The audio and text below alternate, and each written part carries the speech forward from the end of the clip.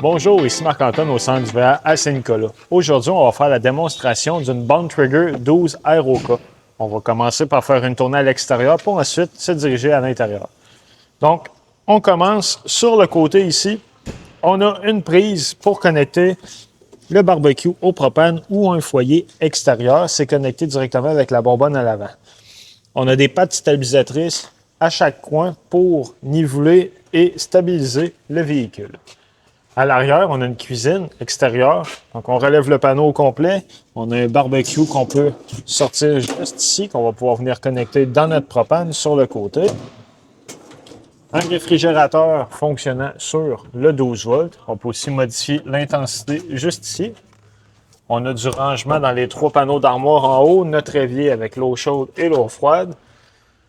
Le contrôleur du panneau solaire. Donc, lui, ce qu'il va faire, c'est simplement afficher le voltage de la batterie ainsi que l'ampérage auquel les panneaux chargent celle-ci. On a une prise 12 volts, USB pour l'interrupteur de l'éclairage, puis réfrigérateur, en fait, power. Donc, on peut allumer et éteindre le frigo à l'arrière. Prise de courant 120 volts avec un reset intégré. Donc, si jamais on n'a plus de courant, il faut venir voir ici, s'assurer que le bouton est bien enclenché. Et l'interrupteur ici est pour activer la pompe à eau. Donc, lorsqu'on veut marcher en mode autonomie, on va remplir notre réservoir et on va pouvoir activer la pompe. Ici, c'est notre sortie de chauffage pour le système Truma. Donc, le système Truma, lui, ce qu'il va faire, c'est qu'il va gérer notre chauffe-eau et le système de chauffage de l'habitacle de la roulotte. On a une douchette avec l'eau chaude et l'eau froide.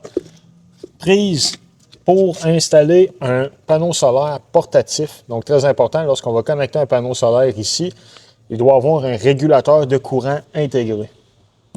L'emplacement pour connecter l'eau de la ville ou du camping, juste ici au City Water Connection. Et une prise coaxiale pour la télévision. En dessous, ce qu'on voit, c'est les low point drain. Ça va permettre de vidanger la plomberie autant de l'eau chaude que de l'eau froide. Ce sont les points les plus bas. Notre prise de courant 120 volts, 30 ampères, là. Freshwater Connection, c'est ici qu'on va remplir notre réservoir d'eau fraîche.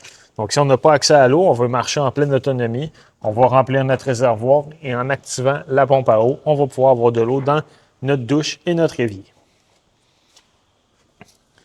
On a un drain supplémentaire pour vidanger l'eau fraîche juste ici. À l'avant, on a une patte électrique, donc on va simplement baisser ou monter, et l'interrupteur pour l'éclairage. Bonbonne de réservoir de 20 livres qui est ici, et on a un plateau sur lequel on peut installer une ou deux batteries 12 volts pour alimenter et être autonome. Lorsqu'on veut atteler le véhicule, on va avoir un câble électrique 7 brins. Donc, lui, on va le connecter à notre véhicule. Il va servir à alimenter l'éclairage et le système de freinage de la roulotte. On a un câble ici qui doit être passé indépendamment, connecté à notre véhicule. On ne doit pas le passer au travers des chaînes. Lui, ce qu'il va faire, c'est que si on a un problème avec l'attelage et on le perd, il va appliquer les freins d'urgence automatiquement. Les chaînes, elles, ont des plaques qui vient certifier celle-ci, ça doit rester après. Si on les trouve tannantes lorsqu'on roule dans le chemin, ce qu'on peut faire, c'est simplement les attacher avec une tape ou les taper. Pour le haut-vent, l'ouverture se fait manuellement. Donc, la première étape, ce qu'on va faire, c'est qu'il y a des pattes ici qui se rétractent de chaque côté à l'intérieur. Le système de barrure des pattes, autant pour l'extension du toit que les pattes de hauteur, on va simplement la dévisser pour la débarrer et la revisser en place pour qu'elle reste en position. Donc, c'est la procédure qu'on va faire. On va rentrer nos pattes ici, on va les mettre à l'intérieur de la tête de l'auvent, replier les pattes et on va simplement rouler la toile jusqu'au bout. Lorsqu'elle est rendue au fond, on va fermer avec le zipper simplement pour venir l'immobiliser en place et la clipper avec les attaches. Maintenant, on va aller à l'intérieur de l'unité.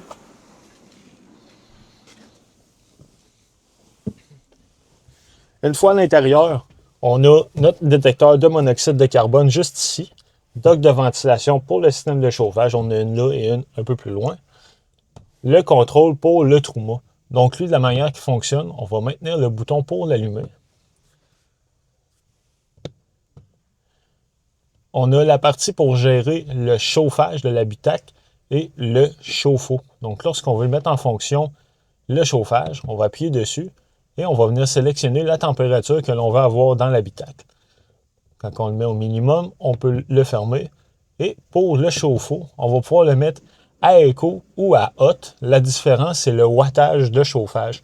Donc, en mode éco, il va utiliser moins de courant pour chauffer l'eau, tandis que si on le met à hot, l'eau va être chaude beaucoup plus rapidement, mais on va avoir consommé légèrement plus de courant. On a la prise coaxiale si on veut mettre une télévision. Ce qu'on voit ici, c'est le capteur de température pour le système Truma. Au mur, on a un air climatisé qui est même type mural qu'on peut installer dans les portes d'une résidence qui fonctionne sur le 120 volts. Donc, on peut avoir différents programmes. On peut seulement faire fonctionner le fan aussi au besoin, gérer l'intensité et la température.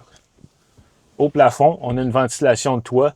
On peut faire fonctionner le fan soit pour tirer l'air ou pousser l'air à l'extérieur.